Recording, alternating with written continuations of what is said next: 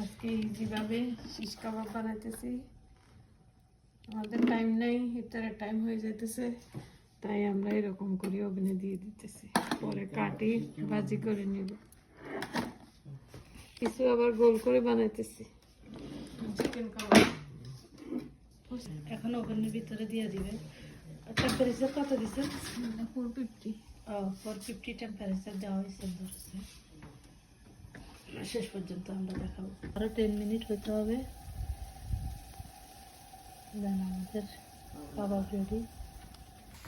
Chicken কাবাব ready হয়ে গেছে, এখন ছোট করে কাটে নিতেছি, তারপরে ফ্রাই করব একটু।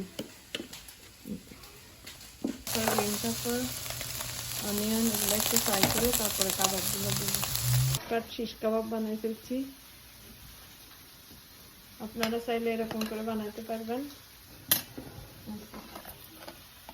অনিয়ন ব্যবসাটা জিনিসটা একটু ফ্রাই করে তারপরে চিকেন দিয়ে দিব।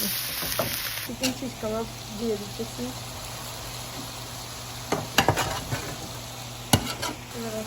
শিশ কাবাব রেডি হয়ে গেছে, সব কিছুর সাথে একসাথে মিক্স করে নিতেছি।